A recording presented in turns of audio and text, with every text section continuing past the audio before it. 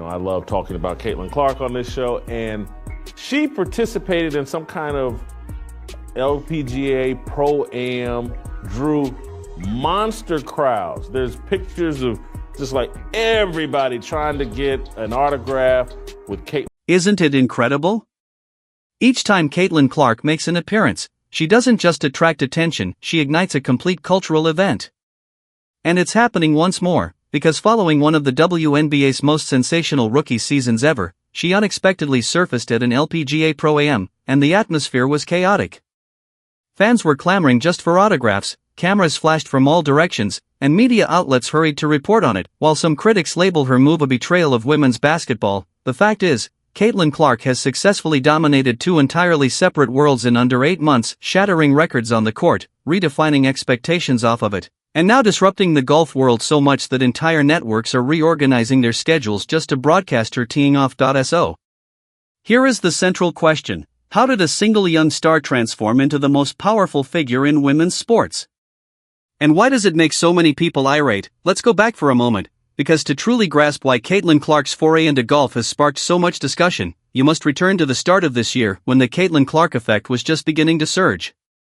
Before she even stepped on a WNBA court, the instant she declared for the draft, ticket sales throughout the league jumped by almost 90% over the previous season.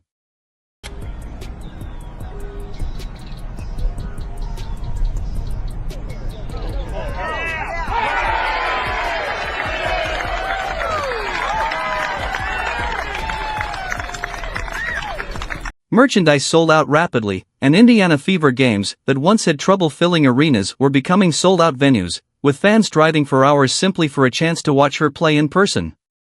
And when she finally took to the hardwood, she didn't just meet the hype, she exceeded it, averaging 19 points per game, reaching double digits almost every contest, and then creating history as the first rookie to ever hit over 100 three-pointers while also recording more than 300 assists in one season. Figures so astounding that NBA commentators immediately called her a generational talent. But what truly distinguished her wasn't only the statistics, it was the entire show. Every Fever game had the feel of a major event, cameras tracked her every action, children held signs with her name, and suddenly, women's basketball had a new superstar who was larger than the league itself. But this is the key: Caitlin's ascent wasn't merely about selling out arenas or setting records, it was about altering perceptions of the entire WNBA.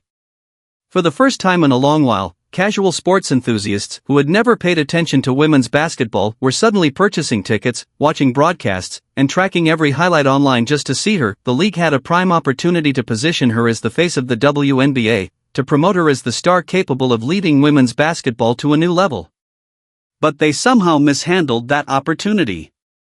While Caitlin drew unprecedented crowds, elevated television ratings to heights no one imagined, and even garnered mainstream attention typically saved for the NBA, the league itself was cautious, slow, and reluctant to fully seize the moment. That exact reluctance is what created an opening for the LPGA, because when Clark appeared on a golf course, the golf world acted instantly. They gave her the red carpet treatment, teamed her with the world's #1 player, and promptly made her appearance a major headline-grabbing event, demonstrating they were prepared to do what the WNBA would not: capitalize on her star power without hesitation. When Caitlin Clark showed up at the Pelican Golf Club for her LPGA debut, it was clear from her very first swing that this wasn't just some athlete exploring a new hobby, this was a crossover event. The kind of spectacle that draws in people who don't even follow golf and immediately gets them invested.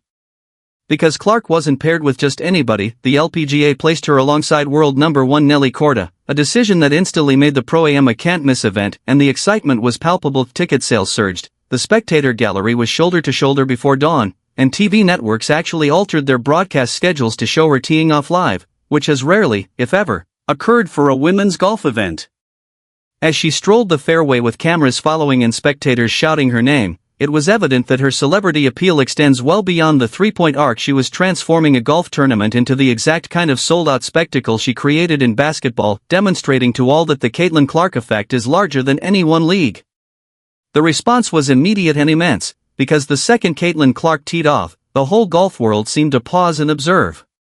Fans were sprinting from hole to hole simply to follow her, autograph queues were longer than those for the actual tournament winners, and social media exploded with videos of her swing, getting millions of views within hours. Even Nelly Korda, the top golfer in the world, who was sharing the spotlight, couldn't conceal her admiration, calling Caitlin sweet, humble, and an incredible influence who drew a completely different audience to the course.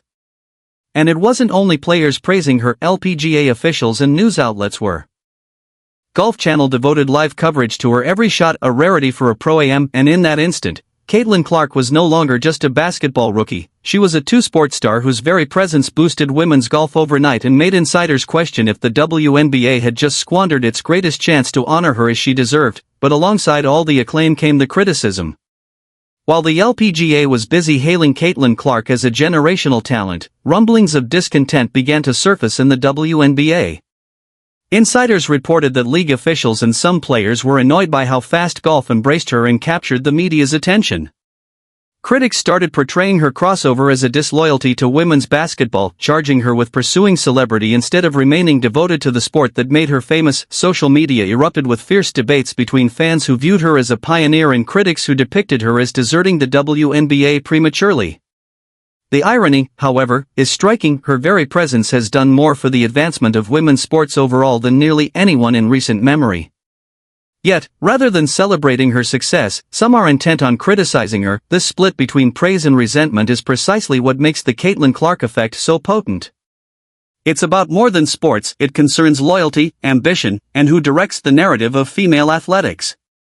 What many are unaware of is that Caitlin's prowess on the golf course is not a new development.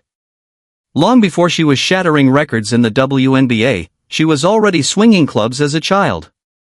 Raised in Iowa, she frequently divided her time between basketball courts and golf courses.